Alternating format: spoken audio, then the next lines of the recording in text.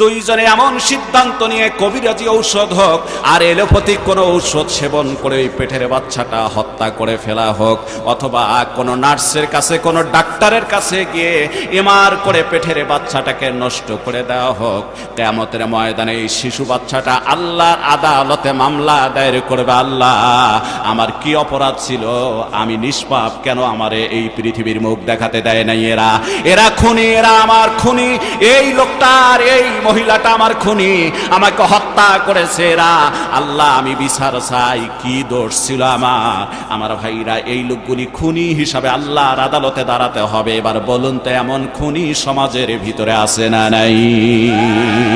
যতক্ষণ পর্যন্ত এমন কবিরা গুনাহ করার পর এই লোকটা আল্লাহর দরবারে খালিস দিলে তওবা করবে না, ততক্ষণ পর্যন্ত আমার আল্লাহ তাকে কোনোদিন মাফ করে দিবেন না। জোরে বলেন কথা ঠিক কিনা? আর মানুষকে হত্যা করা হচ্ছে বড় কবিরা গুনাহ। আমার আল্লাহ পাক কোরআনে কারীমের ভিতরে বলেন, মান কাতালা নাফসাম বিগাইরি নাফসিন আও ফাসাদিন ফিল আরদি ফাকান্নামা কাতালান নাসা জামিআ। আল্লাহ পাক বলেন, কোন মানুষকে যদি কেউ হত্যা করে ফেলে সে যেন একটা মানুষকেই মারল না, গোটা মানব জাতিকে সে হত্যা করে ফেলল। আমার ভাইরা, এমন হত্যা আজকে অনিচ্ছায় কেউ করতেছি, কেউ সম্পদের লোভে পড়ে ভাই হয়ে ভাইকে হত্যা করতেছি, কেউ আবার ক্ষমতার লোভে পড়ে, আমার ভাইরা গোটা পৃথিবীতে কেউ ক্ষমতার লোভে পড়ে অন্যায়ভাবে একজন আর একজনের হত্যা করতেছি। জোরে বলেন কথা ঠিক কিনা? আল্লাহর কসম, কিয়ামতের ময়দানে খুনি হয়ে আল্লাহর আদালতে দাঁড়াতে হবে। কার কাছে? জোরে বলেন কার কাছে? আল্লাহর কাছে খুনি হয়ে আল্লাহর আদালতে দাঁড়াতে হবে। এমন গুনাহগার আমরা আছি না নাই? আল্লাহ সুবহানাহু ওয়া তাআলা কোরআনে কারীমের ভিতরে বলেন, কুল হাল ইয়াস্তাবিল্লাযীনা ইয়া'লামুন ওয়াল্লাযীনা লা ইয়া'লামুন।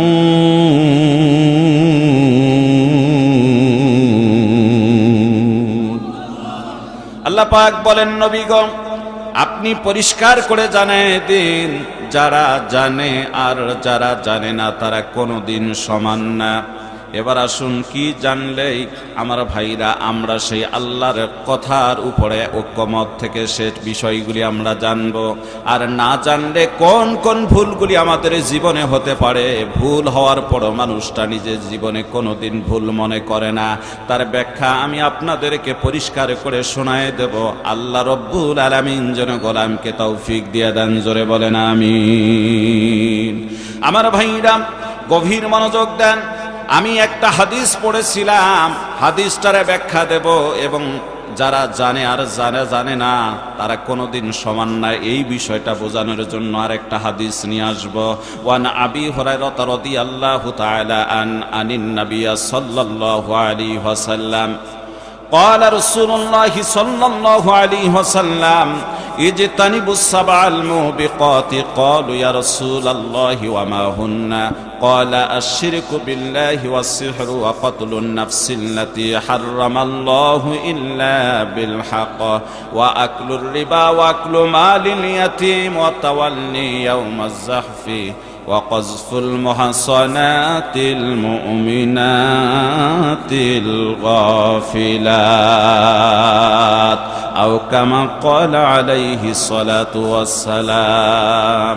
আমার ভাইরা, হযরত আবু হুরায়রা রাদিয়াল্লাহু তাআলা আনহু থেকে হাদিস বর্ণিত, তিনি বলেন বিশ্বনবী মুহাম্মদ রাসূলুল্লাহ সাল্লাল্লাহু আলাইহি ওয়াসাল্লাম বলেছেন, আমার সাহাবীরা এমন 7টা ধ্বংসকারী গুনাহ আছে যে গুনাহগুলি যদি মানুষ করে ফেলে তাহলে মানুষের জীবনের আমল নামাগুলি পুড়ে ছাই হয়ে যায়, বরবাদ হয়ে যায়। তার মানে তার জীবনের আমল আর অবশিষ্ট থাকে না, মানুষ তার আমলগুলি সব ছাই ধ্বংস হয়ে যায়। আর এই 7টা গুনাহ থেকে যদি কোনো মানুষ বেঁচে থাকে, এই বড় গুনাহগুলির থেকে যদি মানুষ বেঁচে থাকে, তাহলে আশা করা যায় যে লোকটা জান্নাতি হয়ে যাবে। জোরে জোরে বলেন সুবহানাল্লাহ। ভাইরা আমার, সাহাবা আজমাইন প্রশ্ন করলেন, ক্বালু মান হুম ইয়া রাসূলুল্লাহ, আল্লাহর নবী গো সেই গুনাহগুলি কি কি আপনি কি আমাদেরকে একটু বলবেন? বিশ্বনবী মুহাম্মদ রাসূলুল্লাহ রাহমাতুল লিল আলামিন ব্যাখ্যা দিয়ে বলেন, প্রথম নাম্বার গুনাহটা হচ্ছে ক্বালা আশরিকু বিল্লাহ। এক নাম্বার গুনাহ হচ্ছে ধ্বংসকারী 7টা গুনার প্রথম নাম্বার গুনাহ, কবিরা গুনার সবচেয়ে বড় গুনাহ 7টা। আমার ভাইরা, তার ভিতরে প্রথম নাম্বার গুনাহটা হচ্ছে আল্লাহর হাবিব বলেন ক্বালা আশরিকু বিল্লাহ। আল্লাহর সাথে যদি কোনো মানুষ শরীক করে, অংশীদারি স্থাপন করে, বান্দার আমল আর অবশিষ্ট থাকে না, সবগুলি পুড়ে ছাই হয়ে যায়। জোরে কন নাউযুবিল্লাহ। প্রথম গুনাহটা নাম হচ্ছে শিরিক। কি নাম? জোরে বলেন। শিরিক করলে মানুষের জীবনের আমল সব বরবাদ হয়ে যায়, তার ঠিকানা হয়ে যায় জাহান্নাম। কথা কার? জোরে বলেন কার? আমি ব্যাখ্যা দিচ্ছি আপনাদের মাঝে। এবার শিরিক কিভাবে হয় এটাও আমরা অনেকে জানি না। আর আল্লাহ কোরআনে কারীমের ভিতরে বলেন, রসুল আপনি বলে দিন, যারা জানে আর যারা জানে না তারা কোনোদিন সমান না। জোরে জোরে বলেন সুবহানাল্লাহ। অনেক মানুষ আছে আমরা শিরিক করার পরও নিজেরা জানি না, মূলত আমরা শিরিক করে ফেলছি। জোরে কোন কথা ঠিক কিনা? আল্লাহর হাবিব ফরমায় দিলেন, আল্লাহর হাবিব 7টা গুনাহের ব্যাখ্যা দিতে গিয়ে বললেন ক্বালা আশরিকু বিল্লাহ। প্রথম নাম্বারে গুনাহটা হচ্ছে আল্লাহর সাথে শিরিক করা, অংশীদারি স্থাপন করা। আমার ভাইরা, এবার এই শিরিকের সঙ্গে যদি কোনো মানুষ লিপ্ত হয়ে যায়, আল্লাহর কোরআন সেই ব্যাখ্যা দিয়ে জানাচ্ছেন ওই লোকটার ঠিকানা কোথায় হতে পারে, এই লোকটাকে আল্লাহ ক্ষমা করবেন কিনা। আমার আল্লাহ কোরআনে কারীমের ভিতরে বলেন, ইন্নাহু মাইয়ুশরিক বিল্লাহি ফাকাদ হারামাল্লাহু আলাইহিল জান্নাহ ওয়া মাআওয়াহুন নার ওয়া মা লিয-যালিমিনা মিন আনসার। বলুন আল্লাহু আকবার। আল্লাহর হাবিব ফরমায়া দেন, সরাসরি কোরআন থেকে আল্লাহর হাবিবকে আল্লাহ পাক জানিয়ে দিচ্ছেন, ও নবী আপনি বলে দিন, নিশ্চয় যারা আমার সাথে অংশীদারি স্থাপন করে, তার মানে শিরিক করে, আমার সাথে কাউকে শরীক করে, সমকক্ষ আমার মতো কাউকে মনে করে, তাহলে ওই লোকটার ঠিকানা হলো জাহান্নাম। ফাকাদ হারামাল্লাহু আলাইহিল জান্নাহ। প্রথম আল্লাহ জানায় দিলেন তার জন্য জান্নাত হারাম হয়ে যায়। ওয়া মাওয়াহুন নার, তার ঠিকানা হয়ে যায় জাহান্নাম। ওয়া মা লিয-যালিমিনা মিন আনসার।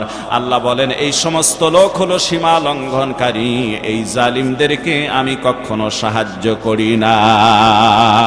বলুন আল্লাহু আকবার। তাহলে সবচেয়ে বড় গুনাহ 7টার ভিতরে অন্যতম গুনাহ হচ্ছে শিরিক। জীবনে বেঁচে থাকতে আমরা শিরিক করব না, পারবো কি পারবো না? শিরিকের ব্যাখ্যা সংক্ষিপ্ত আকারে আরো দিচ্ছি।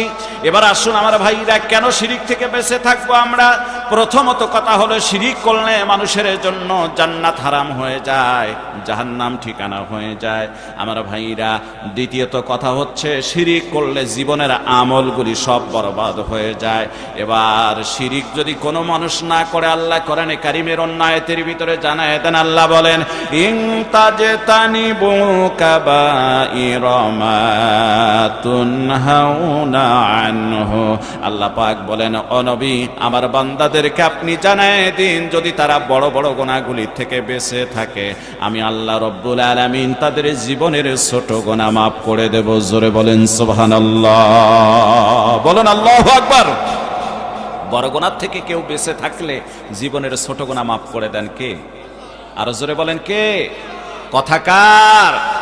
এবার আসুন, সেই বড় গুনাহগুলি আমরা যে না জানার কারণে আমাদের জীবনে বড় বড় গুনাহগুলি হয়ে যায়।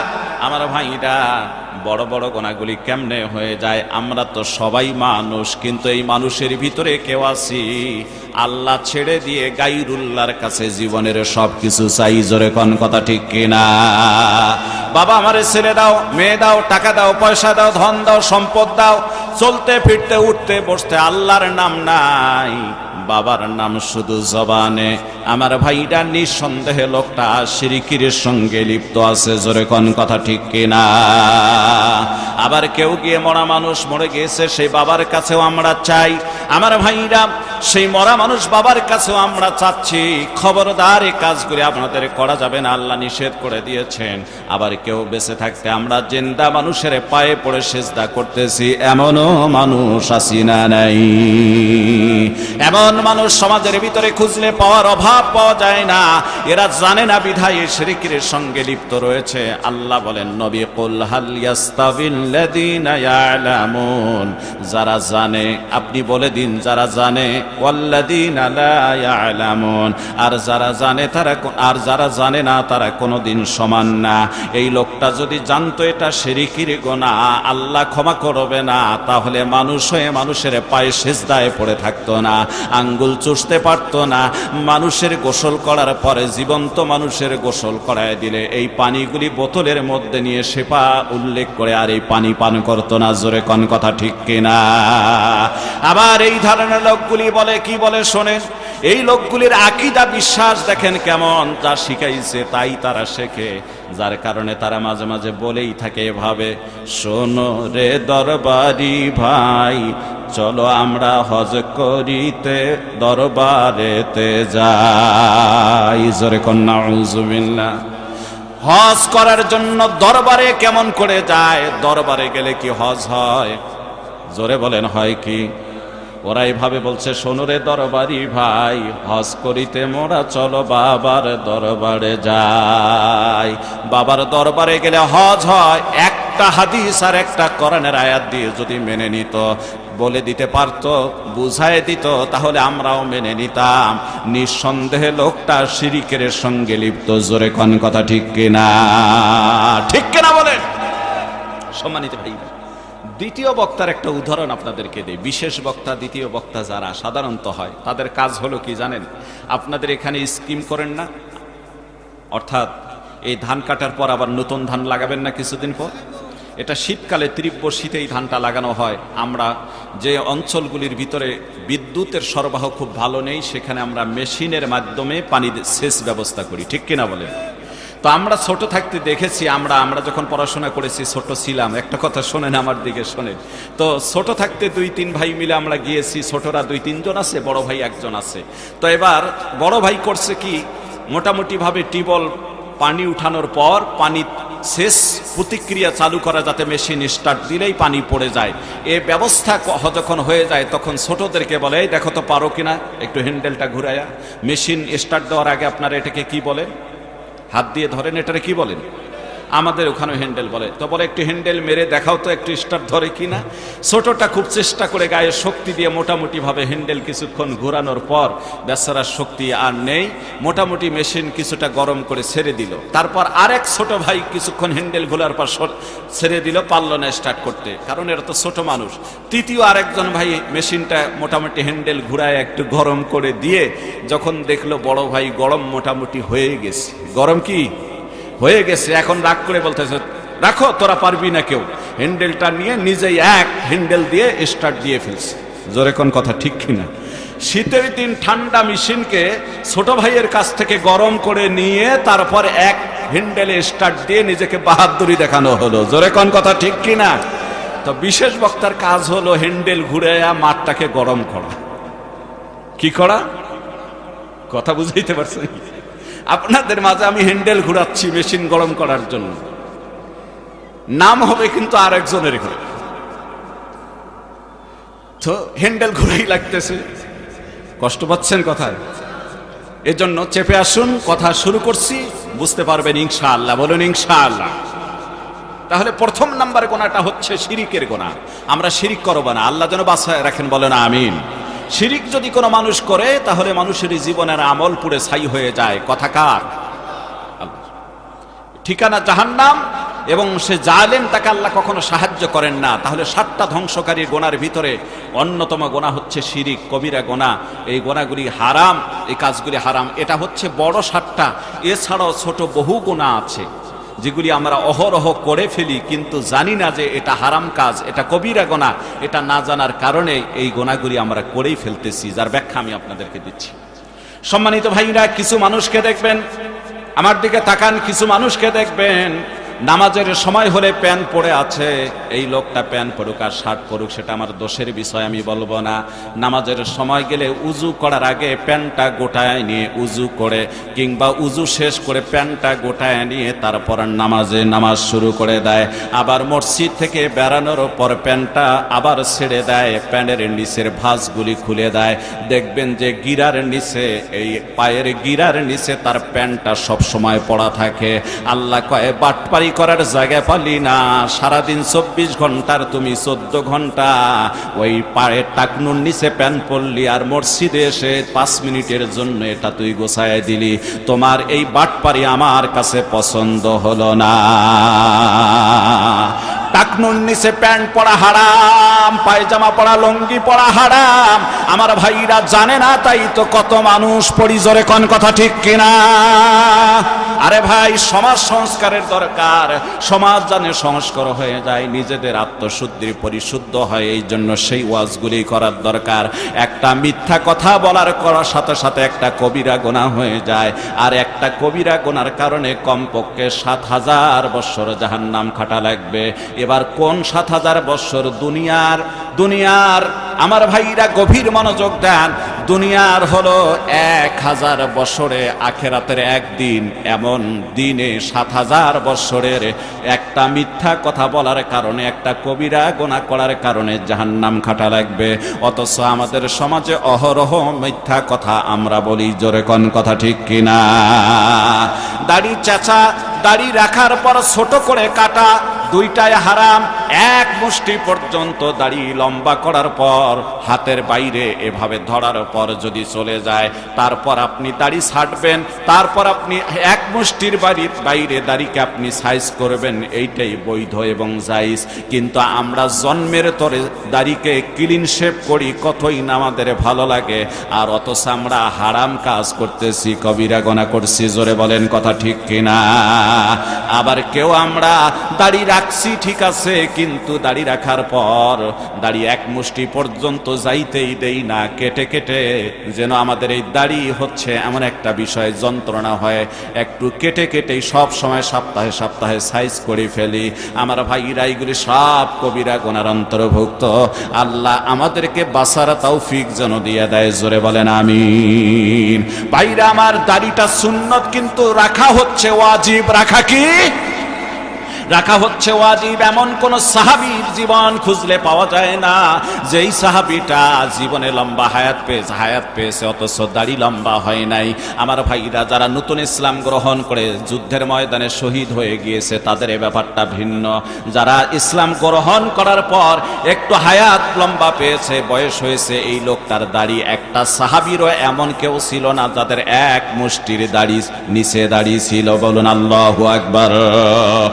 এরা আমার সুদ খাওয়া কবিরা গুনাহ, জেনা করা কবিরা গুনাহ, মদ খাওয়া কবিরা গুনাহ, গাঁজা খাওয়া কবিরা গুনাহ। আমার ভাইরা মনে রাখবেন, এইগুলি আমরা অহরহ করে যাচ্ছি। আমার আল্লাহ বলেন, ও রাসূল আপনি বলে দিন, কুল হাল ইয়াস্তাবিল্লাযীনা ইয়ালামুন ওয়াল্লাযীনা লা ইয়ালামুন। আল্লাহ জানায় দিচ্ছেন, ও নবী আপনি বলে দিন, যারা জানে আর যারা জানে না তারা কোনদিন সমান না। জোরে বলেন সুবহানাল্লাহ। বলেন আল্লাহু আকবার। আরো জোরে বলেন আল্লাহু আকবার। কথাগুলি খারাপ লাগতেছে? কথাগুলি দরকার আছে বলে মনে হয়? অত্যন্ত জরুরি কথাই। 7টা গুনার উপর আলোচনা করতে গিয়ে 7টার উপর রাত শেষ হয়ে যাবে। আমি ব্যাখ্যা বেশি দিতে পারবো না, সংক্ষেপে দেব, যাতে 7টা কথা বলেও কিছু কথা আপনাদের মাঝে বলতে পারি। আল্লাহ যেন গোলামকে তৌফিক এনায়েত করে দেন। বলুন আমিন। সম্মানিত ভাইরা, এভাবেও তো আমরা গুনাহ তো করি। আবার কিছু কিছু মানুষ আছি, না বোঝার কারণে আমরা শরীয়তবাদ, তরিকতবাদ, হাকিকতবাদ, ডাইরেক্ট মারাফাত, মানে গাছে ওঠার ক্ষেত্রে গাছের গোড়া দিয়ে উপরে উঠতে হয়, আর আমরা এমন আহাম্মক হয়ে গেছি, গাছের গোড়ার দরকার নাই, একবারে আগারে চড়ে যেন বসে আছি। মারেফাত, তার মানে মরার ফাতের মধ্যে গেছি। যেরকম কথা ঠিক কিনা? ব্যাখ্যা দেই যারা জানেন না। মারেফাত কারে বলে যারা জানেন না? হ্যাঁ মারেফত আছে, কিন্তু মারেফত কারে বলে তারে শোনেন। মারেফতের ব্যাখ্যা না জেনে যদি কেউ মারেফত করে, তাহলে মনে রাখবেন এটা মরার পথে গেছে। কোন পথে গেছে? জোরে বলেন, কোন পথে গেছে?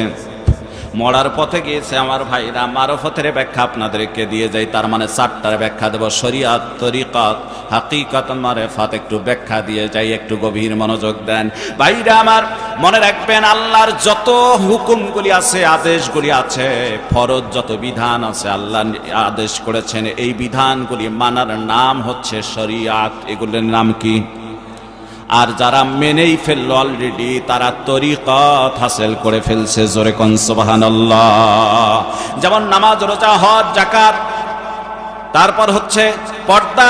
ভাইরা আমার, এগুলি ফরজ বিষয়। যদি কারো সম্পদ থাকে যাকাত দেওয়া ফরজ হয়ে যায়, যদি কারো বেশি অধিক সম্পদ হয় হজ করা ফরজ হয়ে যায়। নামাজ আছে, পর্দা আছে।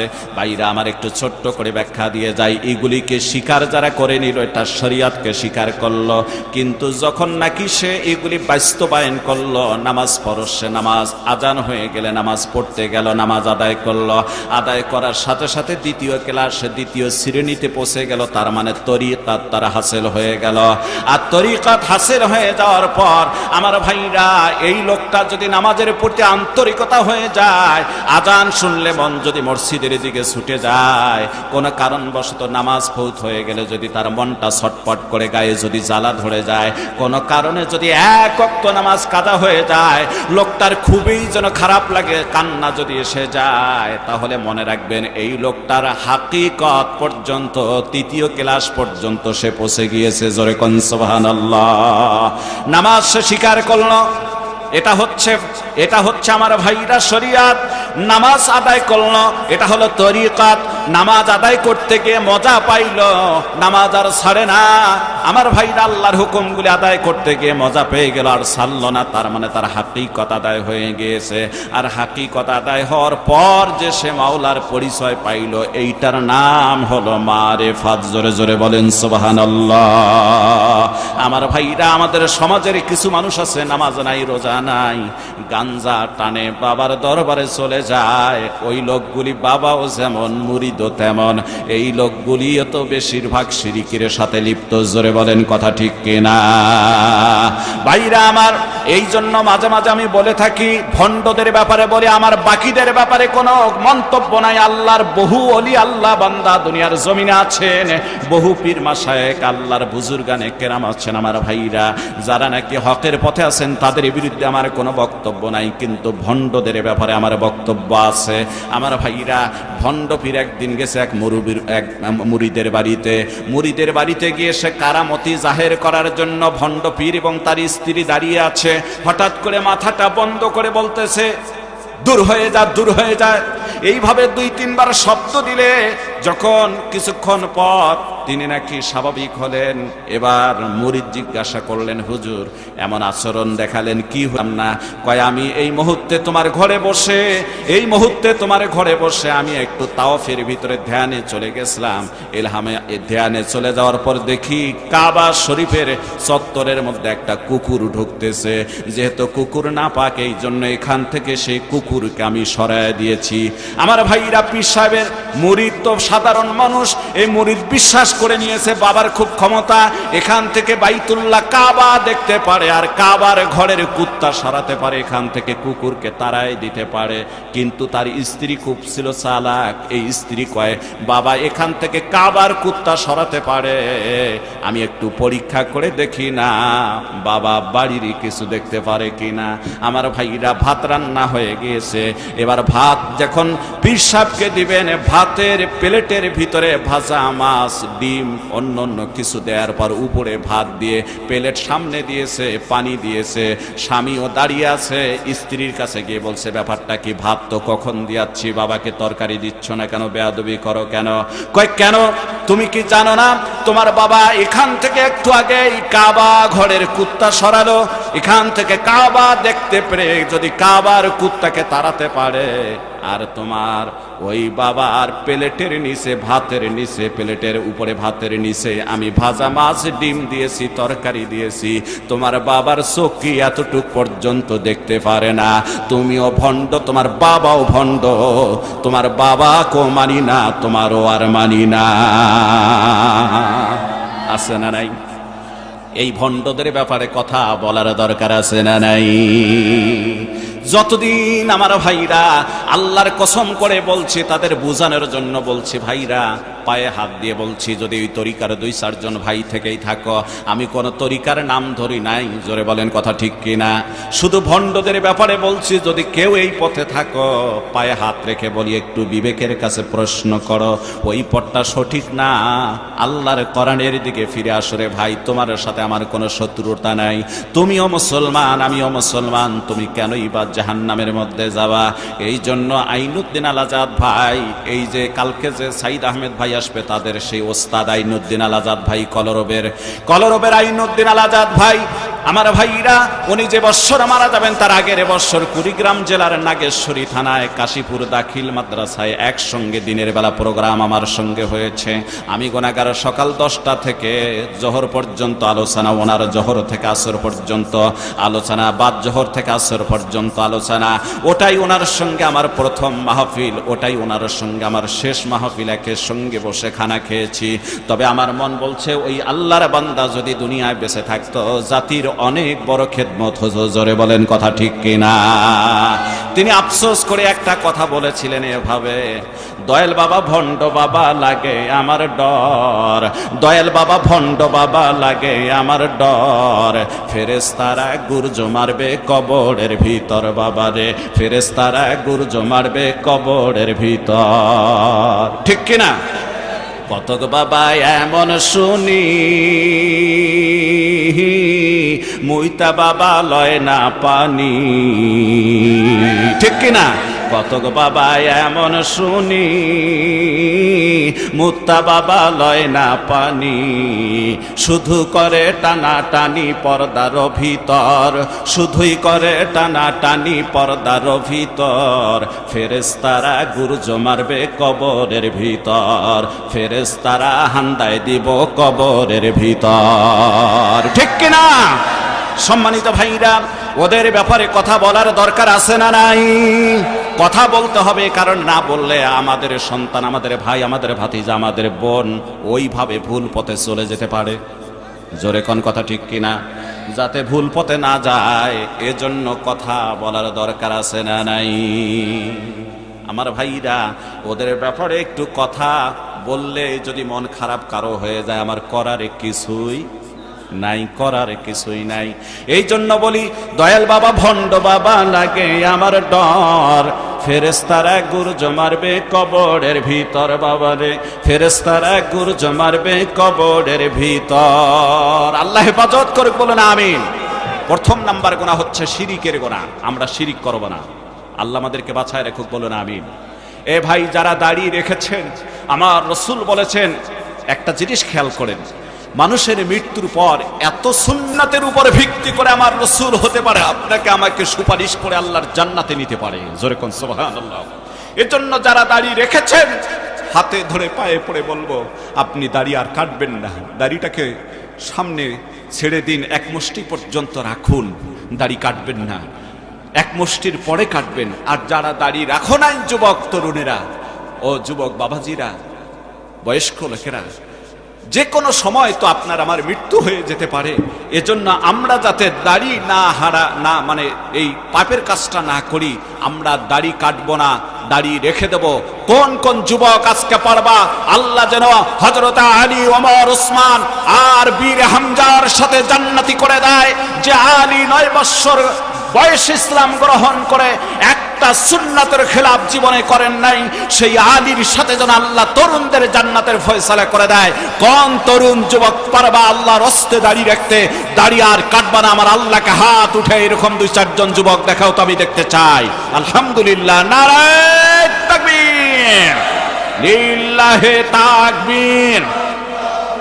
আল্লাহ কবুল করুক, বলেন আমিন। আর জোরে বলেন আমিন। সম্মানিত ভাইরা, আমার সময়ের দিকে খুব গুরুত্ব রাখতে হচ্ছে, খুব সময়ের দিকে গুরুত্ব রাখতে হচ্ছে। এর জন্য জানি না আপনাদের মাঝে কতটুকু আলোচনা করতে পারবো, যতটুকু পারি আল্লাহ যতটুকু তৌফিক দান করে ততটুকু আপনাদের মাঝে কথা বলবো ইনশাআল্লাহ। বলুন ইনশাআল্লাহ। তাহলে 1 নম্বরে গোনা হচ্ছে শিরকের গোনা। 2 নম্বরে গোনা আল্লাহর নবী বলেন ওয়াসিহির, জাদু বিদ্যা শিক্ষা করা, জাদু দেখা, জাদু কাউকে করা, জাদু শিক্ষা করা, এগুলি সব হচ্ছে আমার ভাইরা কবিরা গোনা। এগুলি করলে মানুষের আমল নামা পুড়ে ছাই হয়ে যায়। ভাইরা আমার, আজকে আমাদের সমাজের ভিতরে আমরা অনেক সময় কিছু মানুষকে দেখি জাদু টোনার পিছনে দৌড়ে বেড়ায়। ভাইরা আমার, এগুলি জীবনের আমল পুড়ে ছাই করে দেয়। বাজারে যাবেন, সার্কাস লাগাইছে, কোনো মেলার মধ্যে কোনো সার্কাস লাগাইছে, মেলার ভিতরে দেখবেন জাদু খেলা দেখায়, মানুষের পেট দিয়ে ছুরি ঢুকায় দিয়ে পিঠ দিয়ে বাহির করে, কেউ আবার গলা কেটে 2 খণ্ড করে দ্বিখণ্ডিত করে দেখায়।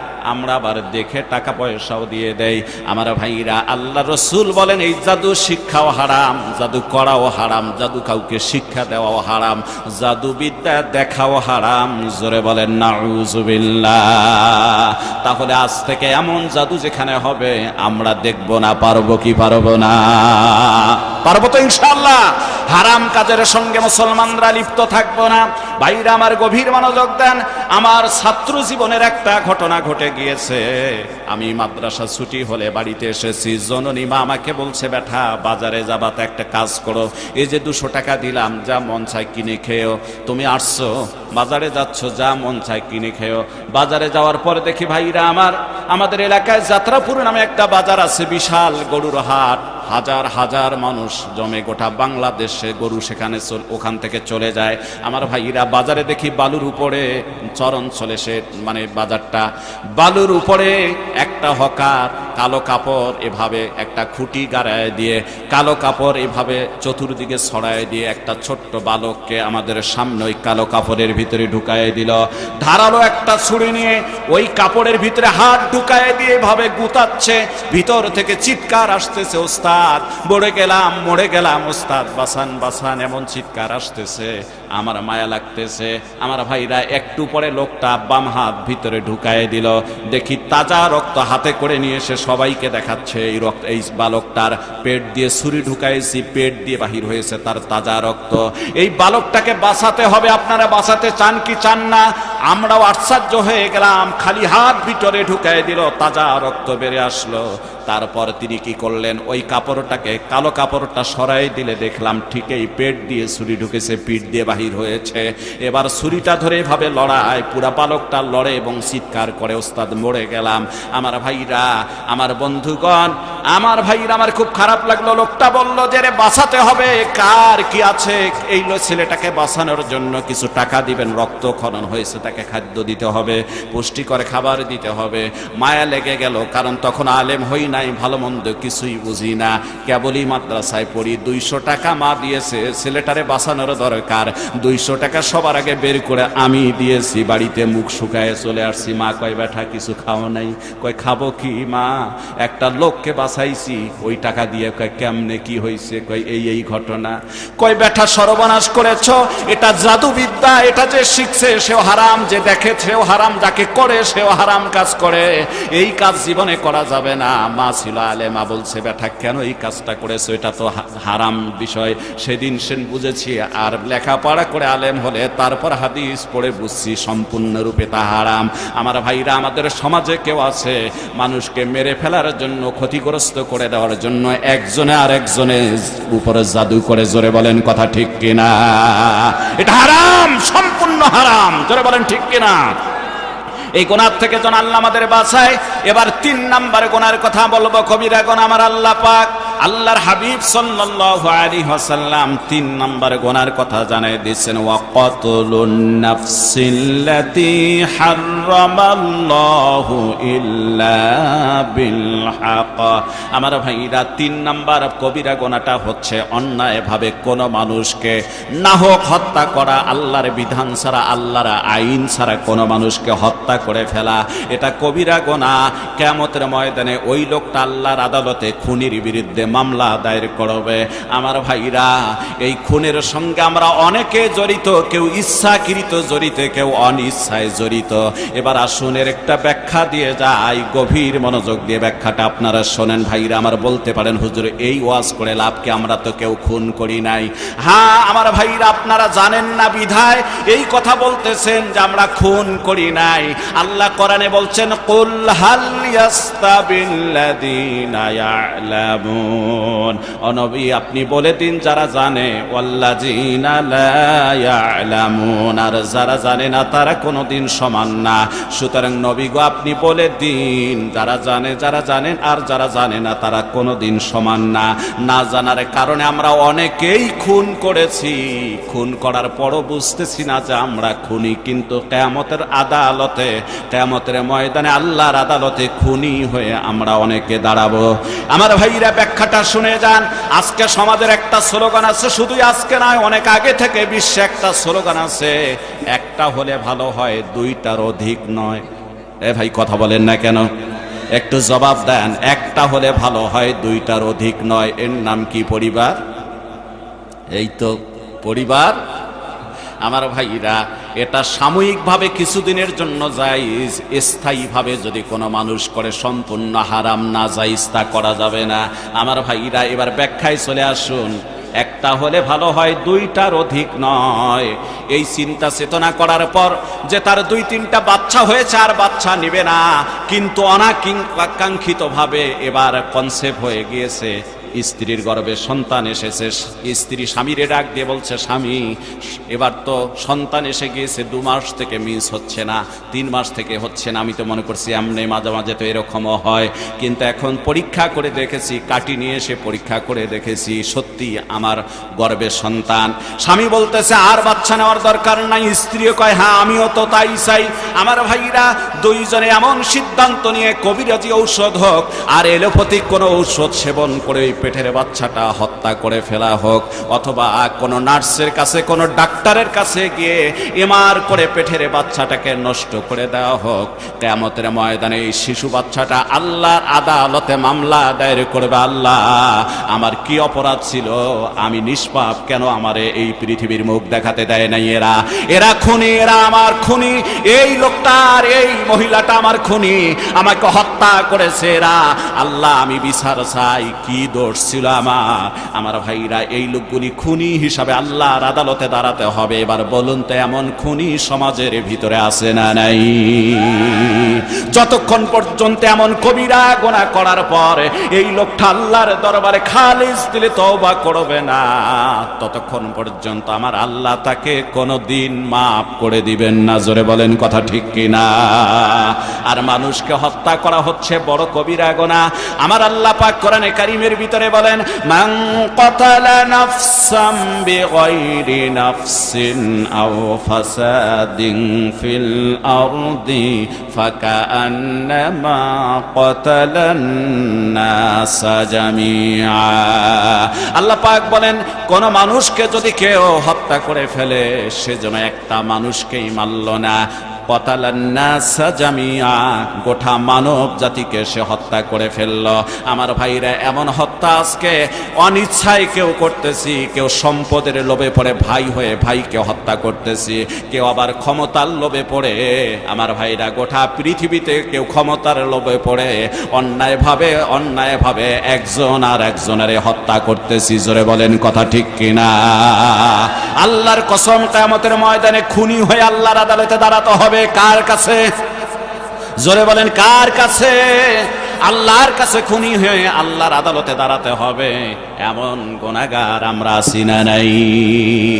আমার ভাইরা, এই জন্য 7টা গুনার ব্যাখ্যা দেওয়ার খুব জরুরি মনে হয়েছিল, কিন্তু মনে হয় দিতে পারবো না, সে সময় আমার হবে না।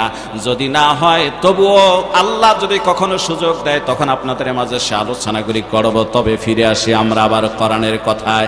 এই দুনিয়ার জীবনে একমাত্র কোরআনেই দিতে পারে মানুষের সঠিক সমাধান, কোরআনেই দিতে পারে মানুষকে মুক্তি, কোরআনেই দিতে পারে মানুষকে নাজাত।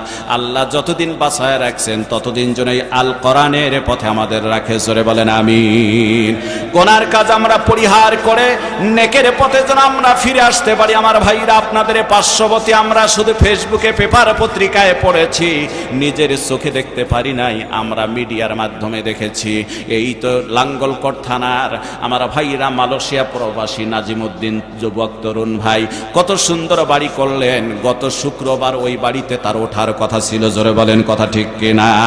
পেপার পত্রিকায় এসেছে, তার মা সাক্ষাৎকার দিয়েছে, তার বাবা দিয়েছে, তারপর গ্রামবাসী দিয়েছে যে এই যে গত শুক্রবার গেল, এই শুক্রবারে তার ওই বাড়িতে ওঠার কথা ছিল, কিন্তু আমার ভাইরা সে পুরানা বাড়িতেই, মালয়েশিয়া প্রবাসী ছুটিতে এসে পুরানা বাড়িতেই শুয়ে পড়েছেন। আর সেই আমার ভাইরা ঘূর্ণিঝড় শীতাঙ্গের যে তাণ্ডব এবার চলে গেল, এই তাণ্ডবে বিশাল বড় গাছ পড়ে নিজেই আল্লাহর বান্দার বুকের উপর পড়েছে, তার স্ত্রীর বুকের উপর, তার সন্তানের বুকের উপর পড়েছে।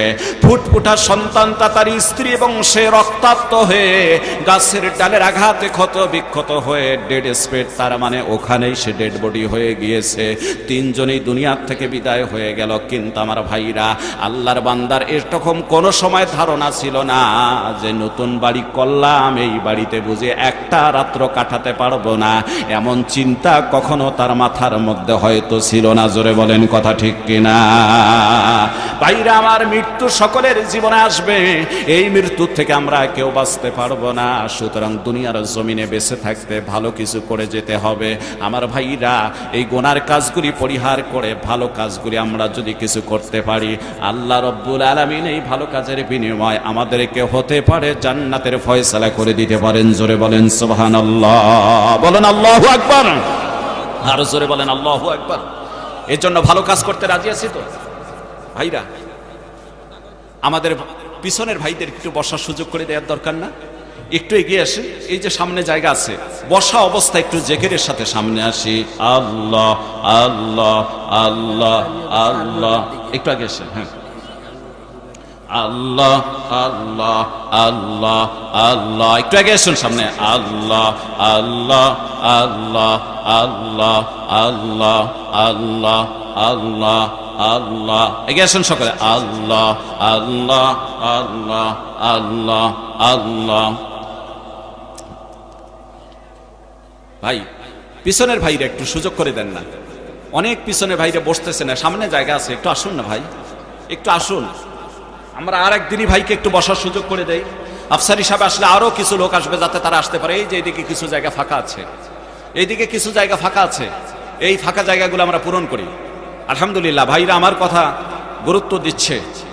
আল্লাহ যারা আমাকে ভালোবেসে কথার উপর গুরুত্ব দিয়ে আসতেছে, আল্লাহ তুমি খায়ের বরকত নাজেল করে দাও। অনেক ভাই একবারে বসে আছেন যেন তারা আর কথাই শুনতে পারতেছেন না।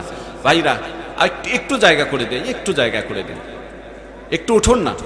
এই সাইডে কিছু ভাই আসেন, ওই দিক দিয়ে এই সাইডে কিছু ভাই আসেন। আমার তো বুঝে আসে না আমরা কত না বুঝ হলে কাজগুলি করতে পারি। যতক্ষণ পর্যন্ত কোরআন হাদিসের আলোচনা চলে, সেটা কোরআন হাদিসের শিক্ষক মনে করতে হবে যে আমাদের সকলের একজন শিক্ষক। কিসের শিক্ষক? কোরআনের শিক্ষক। কিছুক্ষণ তিনি কোরআনের দাস দিচ্ছেন, কোরআনের ক্লাস করাচ্ছেন, হাদিসের ক্লাস করাচ্ছেন। তাহলে ছাত্র জীবনে আমরা দেখেছি, আমি আমার জীবনেও এরকম করেছি, ভালো ছাত্রদেরকে সবসময় দেখেছি ফার্স্ট বেঞ্চে, তার মানে প্রথম বেঞ্চে বসার চেষ্টা করে। কেন? হুজুর যেন আমার পড়াটা বেশি করে ধরে, আমার দিকে লক্ষ্য রাখে, আমার পড়াটা যেন দেখে, আমার লেখাটা যেন দেখে, এই জন্য সে ফার্স্ট বেঞ্চে বসার চেষ্টা করে। আর যারা গদ্ধব, একটু পড়াশোনা কম পায়, ও মনে করে পড়া তো হয় নাই, ক্লাস তো রেডি হয় নাই, আমারে ধরলে তো অবস্থা খারাপ, আমি সবার পিছনে থাকি, সামন থেকে পড়া শুনতে শুনতে ধরতে ধরতে এর ভিতরে আমার পড়া মুখস্থ হয়ে যাবে, তারপর যদি ধরে দেবো যাব। এটা কিন্তু ভালো ছাত্রের লক্ষণ না। তো ভালো যদি লক্ষণ এটা না হয়, উলামায়ে কেরামদেরকে ভালোবাসলে, আল্লাহ রসুলের হাদিস উলামায়ে কেরামকে মহব্বত করার জন্য বলেছে। মনে রাখবেন, কথায় কথায় এসে যায়। আশরাফ আলী থানভী রহমতুল্লাহ আলাইহি লিখেছেন, অনেক উলামায়ে কেরাম তাফসীর করতে গিয়ে কথা বলেছেন। সেটি হচ্ছে যে এই জাতিকে, এই উম্মতকে জাহান্নাম থেকে বেঁচে জান্নাতে যাওয়ার পথ হলো 4টি। জোরে কোন কয়টি? আরো জোরে কয়টি? জোরে হলো না, কয়টি? জান্নাতে যাওয়ার পথ 4টি, জাহান্নাম থেকে বাঁচার পথ 4টি। ভাইরা আমার, এবার আসুন এই ব্যাখ্যা কেন তেনারা দিলেন এবার আমিও একটু দিয়ে যাই। আল্লাহ রাসূল বলেন, ক্বালা রাসূলুল্লাহি সাল্লাল্লাহু আলাইহি ওয়াসাল্লাম কুন আলিমান।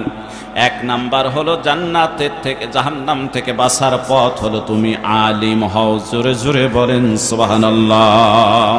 তুমি আলিম হও, আও মুতাআল্লিমান, অথবা আলেমের ছাত্র হও, আও মুস্তামিআন, আলেম যা বলে কোরআন হাদিসের সঠিক কথাগুলি শুনে শুনে আমল করো, আও মুহিব্বান, অথবা আলেমকে মহব্বত করো।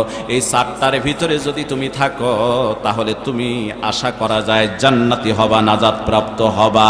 ওয়ালা তাকুন খামিসান ফাতুহলিক, আল্লাহর হাবিব বলেন তুমি পঞ্চম হতে যেও না, 5 নাম্বার হলে তুমি ধ্বংস হয়ে যাবা। তাহলে জান্নাতে যাওয়ার মানে জাহান্নাম থেকে বাঁচার পথ কয়টি? আরো জোরে কয়টি? 1 নাম্বার আলেম হওয়া। জোরে বলেন, একটু বলেন না কেন? 1 নাম্বার আলেম হওয়া। আরো জোরে, 1 নাম্বার কি হওয়া? 2 নাম্বার আলেমের ছাত্র হওয়া। জোরে বলেন, 2 নাম্বার কি হওয়া?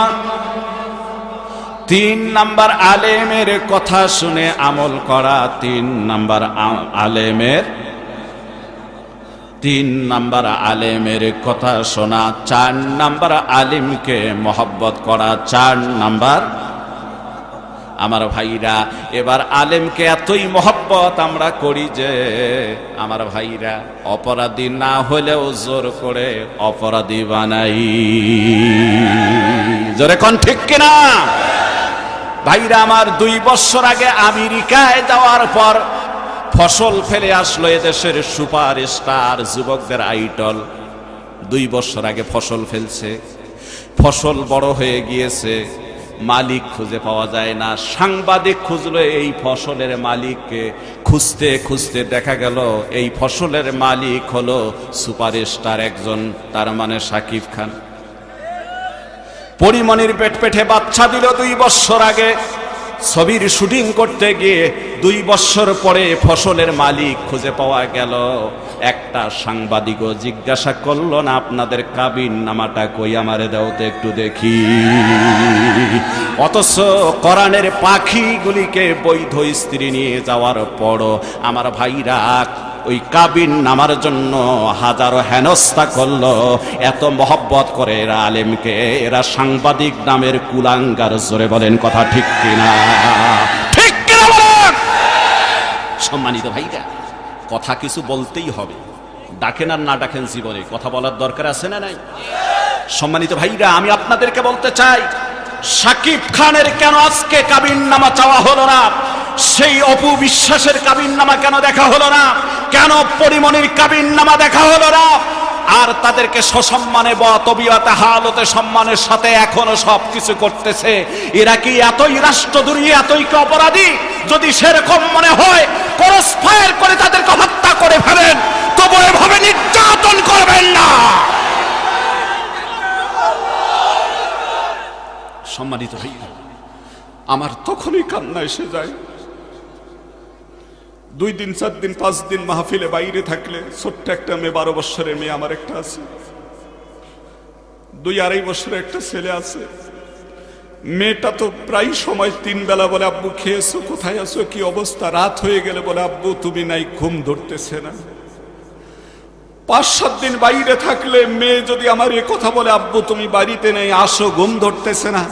আজকে মাসের পর মাস, বছরের পর বছর এই লোকগুলি বাইরে, এদের কলিজার মাসুম সন্তানগুলি আজকে কাঁদতেছে। রাস্তার ধারে তাকিয়ে তাকিয়ে দেখে কিছু কিছু এরকম আলেমের সন্তান আছে, এরকম টুপিওয়ালা দাড়িওয়ালা দেখলে মানুষের ভারসাম্য হারিয়ে ফেলছে। টুপিওয়ালা দাড়িওয়ালা দেখলে আব্বা বলে ডাক দেয়, ছোট বাচ্চা।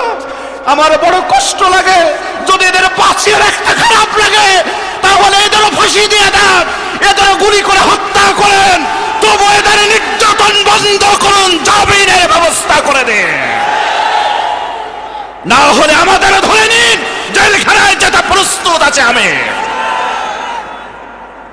সম্মানিত ভাইরা, কথা বলতাম, সময় নেই, বড় কষ্ট লাগে। জাতিকে কি বলবো, বলার ভাষাও নেই। এমন যা জমানায় পড়েছি, দেখবো, শুনবো, বলবো না, কোনো বিপদে পড়বো না। মাহফিলে যাওয়ার আগেই, ঢোকার আগেই অনেক জায়গায় কথা, হুজুর অন্য কোনো কথা বলার দরকার নেই, এগুলি বুঝি অন্য কথা, আলেমকে মহব্বত করতে হবে, এটা কোরআনের কথা, আর আপনারা মহব্বত কি করছেন এ কথা বলার দরকার নাই বুঝি আমাদের। সম্মানিত ভাইরা, আর লম্বা বক্তৃতা নয়, গভীর মনোযোগ দেন, এবার আমার দিকে তাকান।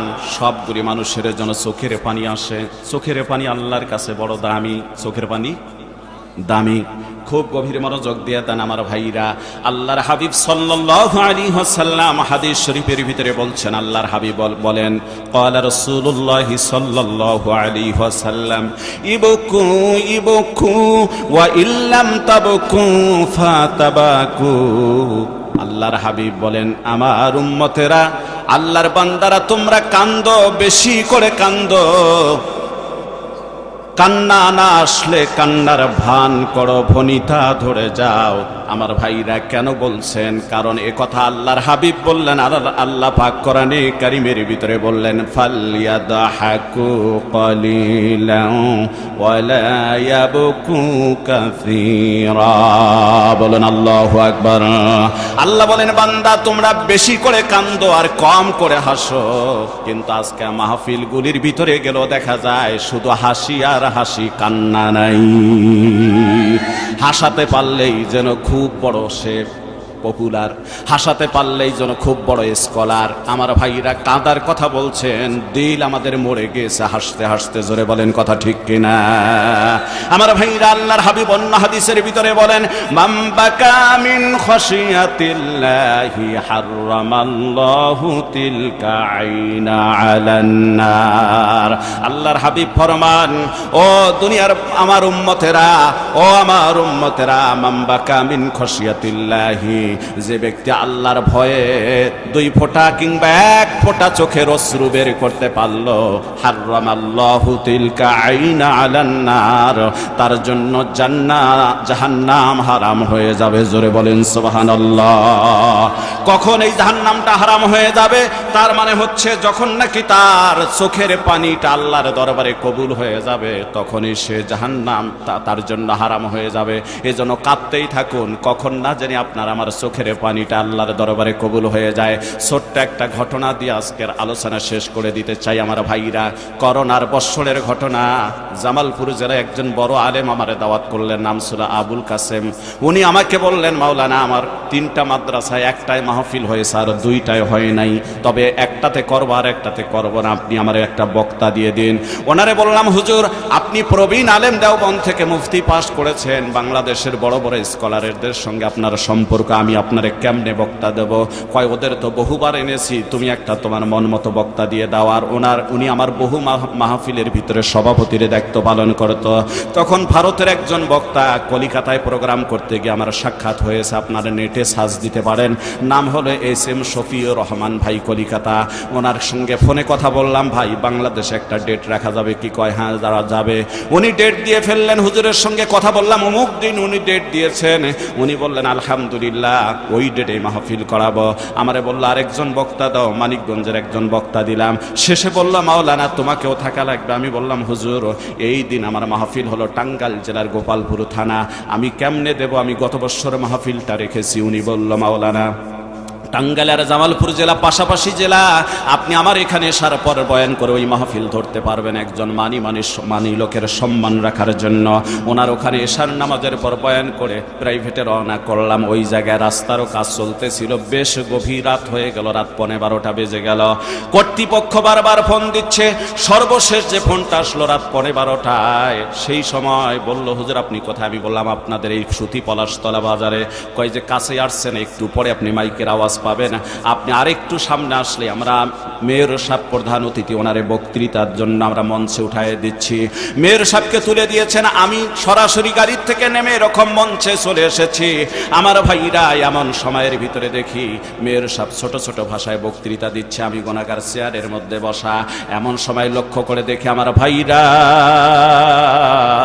ছোট্ট একটা বালক, বয়স হতে পারে 9 কিংবা 11 বছর, একটু খেয়াল করেন। মাদ্রাসার ছেলে স্টেজের ডান দিকে একবার যায়, বামে আসে, এইভাবে 2-3 বার স্টেজের সামন দিয়ে হাঁটে। আমি হঠাৎ করে ধমক দিয়ে বললাম, বেটা মাদ্রাসার ছেলে, বেয়াদবি করো, কোনো বসে আলোচনা শুনতে পারো না? মেয়ের সব কথা বলতেছে, ডিস্টার্ব করো কেন? তবে আমি দেখেছি ছেলেটা আমার দিকে কয়েকবার তাকাইছিল। কিছুক্ষণ পর দেখি মেয়ের সব তখনও বক্তৃতা দিচ্ছেন, আমি একটু পরে তাকায় দেখি ছেলেটার 2 চোখের পানি দিয়ে দিয়ে সাদা পাঞ্জাবি ভিজে গিয়েছে। আমাকে অপরাধী বলে মনে হয়ে গেল, কেনই ধমক দিলাম ছেলেটাকে। হাত বাড়ে স্টেজে ডাকবো, উঁচু করেছি, কেবলই মাত্র হাতটা পেছন থেকে কমিটির একজন লোক আমারে ডাক দিয়ে বলছে, হুজুর ছেলেটারে আর কোনো ধমক দিবেন না, ওই ছেলেটা আমাদের মাদ্রাসার একটা কম বয়সের হাফেজে কোরআন ছাত্র। হুজুর ওই ছেলেটার মা 3 দিন আগে দুনিয়ার থেকে বিদায় হয়ে গিয়েছে। মায়ের শোকে ছেলেটা বড় কাতর হয়ে গিয়েছে, নাওয়া খাওয়া ঘুম নাই, ওরে আর ধমক দিবেন না। আমি কমিটির লোককে বললাম, বাজান ওরে একটু স্টেজে উঠায় নিয়ে আসেন। স্টেজে উঠায় নিয়ে আসলো, মাথাটা ধরে বুকের সঙ্গে ঠেকায় দিয়ে বললাম, বাজান রে, আল্লাহর হস্তে আমারে মাফ করে দাও। মানুষ অন্তর্যামী নয়, মানুষ মানুষের মনের খবর জানে না। ও বাজান রে, তোমার যে মা 3 দিন আগে মারা গিয়েছে আমি তো জানি না। বাজান আমারও মা ছাত্র জীবনে আমি মাকে হারিয়েছি, বাবাকেও হারিয়েছি। মেহেরবানি করে আমারে মাফ করে দাও। আর কেন সামন দিয়ে হাঁটছিল, আমার দিকে তাকাইছিলে, একটু বলো তো? চোখের পানি ছেড়ে দিয়ে ফুপায়ে ফুপায়ে আল্লাহর এই হাফেজে কোরআন, ছোট্ট কোরআনের পাখিটা আমারে বলছে, হুজুর যে জন্য সামন দিয়ে হেঁটেছি আপনার দিকে তাকাইছিলাম, তার কারণটা হলো এটা, আমার মনে বড় আশা ছিল আপনি আসলে আমার মনের কথাগুলি আপনাকে খুলে বলবো। হুজুর বিগত 1টা বছর থেকে আমার মা আমাকে বলতো, বেটারে যেদিন তুমি হাফেজে কোরআন হবা, ওই দিন তোমার মাদ্রাসায় গিয়ে সবার আগে মহিলা প্যান্ডেলে বসে থাকবো, অপেক্ষা করব, যখন তোমার মাথায় পাগড়ি পরানো হবে রে বেটা, ওই দিন দুনিয়ায় যত মানুষ আছে সব মানুষের চেয়ে বেশি খুশি হব আমি তোমার মা। জোরে বলেন সুবহানাল্লাহ। কান্দে আর বলে, হুজুর ওই জননী মায়ের জন্য একটু দোয়া চাওয়ার জন্য এই বেয়াদবিটা করেছিলাম, আমারে মাফ করবেন, আমার মায়ের জন্য দোয়া করবেন। ওর মাথায় হাত বোলালাম, বাজান কেঁদো না, আমরা হাজার হাজার মানুষ তোমার পাগড়ি নেওয়া দেখবো, সবাই দোয়া করবো। তোমার বাবা তো আসছে, নিশ্চয় তোমার বাবা তোমার এই কোরআনের পাগড়ি নেওয়া দেখে তোমার জন্য দোয়া করবে। বাবার কথা বলার সাথে সাথে হাউমাউ করে ছেলেটা কান্না শুরু করে দিল। ওই কান্না যেন আর থামে না, বুকের ছাতিটা যেন তার ভেঙ্গেই যাচ্ছে। কান্দে আর বলে, হুজুর ভাইরা আমার খুব গভীর মনোযোগ দেন। ছেলেটা কান্দে আর বলে, হুজুর আমার মতো অসহায় এই দুনিয়ায় কেউ নাই। 2 বছর আগে আমার বাবাও দুনিয়ার থেকে বিদায় হয়ে চলে গিয়েছে। আমার ভাইরা রে, এই জায়গায় যারা আছো, কার মা নাই, কার বাবা নাই, আমি একটু গুনাহগার দেখতে চাই। মা হারা বাবা হারা লোকগুলি একটু হাতটা উঠান তো, আমি দেখতে চাই। আরে তাকিয়ে দেখেন কত মানুষের হাত উঠেছে, বাবা নাই মা নাই, হাত নামান। মা বাবার 2 জনের 1 জন দুনিয়ায় নাই, এমন মানুষগুলি হাত উঠান তো, আমি দেখতে চাই তার সংখ্যাটা বা কেমন। আহারে মা বাবা নাই, এমন মানুষের সংখ্যার অভাব নাই, হাতটা নামান আমার ভাইরা। জীবনে ওই মার বাবার কোনোদিন আদর ভালোবাসা সোহাগ আর পাওয়ার কোনো উপায় নেই। আমি এই জন্য আপনাদের বিনীত অনুরোধ করে হাতে পায়ে ধরে বলবো, আমার ভাইরা, আমার বন্ধুগণ, আপনাদের বিনীত অনুরোধ করে বলবো, আল্লাহর নবী বলছেন, সন্তান যদি দুনিয়ায় নেক কাজ করে, এই নেক কাজের বিনিময় আল্লাহ বাবা মায়ের কবরে সব পৌঁছায় দেয়। জোরে কোন সুবহানাল্লাহ। ওই মাদ্রাসার ছেলেটাকে হাত বোলালে আমার বললাম, বাজান আমি তোমার জন্য দোয়া করব, ডান দিকে নিয়ে তোমারে আমি শেষ পর্যন্ত ওয়াজ করব, তাফসীর করব। ছেলেটা একটু শান্ত হয়ে আমাকে বলল, হুজুর মাদ্রাসা রুমে যাব আর আসবো, পাশেই মাদ্রাসা, মাদ্রাসার ফিল্ডেই মাহফিল, ফিল্ডেই মাহফিল। মাদ্রাসা রুমে চলে গেল। আসার পর দেখি তার হাতের মধ্যে ছোট ছোট নোটের বান্ডিল 2টা সুতা দিয়ে বেঁধে নিয়ে আসছে। 2 টাকার নোট, 5 টাকার নোট, 10 টাকা 20 টাকার নোটের বান্ডিল। এই বান্ডিলটা টেবিলের উপর উপর রেখে দিয়ে চোখের পানি ছেড়ে দিয়ে কাঁদতেছে আর বলতেছে, হুজুর আমার মা বড় গরিব মানুষ ছিল, অন্যের বাড়িতে কাজ করে করে মাথার ঘাম পায়ে ফেলে টাকা অর্জন করে আমার জন্য খরচ পাঠায় দিত। আর আমিও মনে করতাম যে বছর হাফেজ হব কিছু টাকার দরকার হবে, কই পাবে আমার মা এতগুলি টাকা একসঙ্গে। তাই তো মায়ের পাঠানো খরচের টাকাটা প্রত্যেক মাসে কম করে খরচ করে কখনো নাস্তা খাই নাই, কাপড় ইস্তারি করি নাই, ঠিক মতো সাবান কিনি নাই, তেল কিনি নাই ঠিক মতো, কত কষ্ট করে করে প্রত্যেক মাসে কিছু করে টাকা বাঁচায়া 1,000 টাকা সংগ্রহ করেছি হুজুর। এইটা মায়ের পবিত্র মাতার ঘাম পায়ে ফেলানো পবিত্র টাকা হুজুর। আমি উলামায়ে কেরামের জবানে শুনেছি, সন্তান যদি মার বাবার জন্য দুনিয়ায় নেক কাজ করে সাথে সাথে কবরে সব পৌঁছে যায়। আপনি যখন মাদ্রাসায় কালেকশন করবেন তখন মায়ের নামে 500 আর বাবার নামে 500, সবার আগে আমার মার বাবার নামটাই এই মাদ্রাসার জন্য মানে নামটা ঘোষণা করে দিবেন। জোরে বলেন সুবহানাল্লাহ। মাসুম ছেলেটার এই কাহিনী দেখে নিজেকে সহ্য করতে পারি নাই। পকেট থেকে 1,000 টাকার নোট বের করে ওর পকেটে ঢুকায় দিয়ে ওর টাকাটা ওর মার বাবার জন্য দান করার জন্য টেবিলে রেখে দিয়েছি এবং সবার আগে সেই নামটাই ঘোষণা করেছি। ওই বাচ্চার কাছ থেকে একটা শিক্ষা অর্জন করেছি, আহারে মার বাবার জন্য যদি সন্তান দুনিয়ায় নেক কাজ করে কবরে সব পৌঁছে যায়, আর কি পাগল পড়া ছেলেটা জীবনের শেষ সম্বলটাও মার বাবার জন্য দিতে কোনো প্রকার সে ত্রুটি করল না। আমার ভাইরা, আমাদের অনেকের মা নাই বাবা নাই। আল্লাহ রসুল বলেছেন, এই দুনিয়ায় যদি সন্তানরা নেক কাজ করে বাবার মায়ের নামে বরাদ্দ করে দেয়, আমার আল্লাহ এই সব বাবা মায়ের কবরে পৌঁছায় দিয়ে এই সবের বিনিময় আল্লাহ তাকে জাহান্নামের আগুন থেকে মাফ করে জান্নাতি করে দিতে পারে। জোরে বলেন সুবহানাল্লাহ। ভাইরা আমার, এই নুরানি মাদ্রাসার জন্য, হেফজখানা মাদ্রাসার জন্য, যে হেফজ মাদ্রাসা এমন একটা মাদ্রাসা বাংলাদেশের ইতিপূর্বে 3 জন ছেলে হাফেজে কোরআন।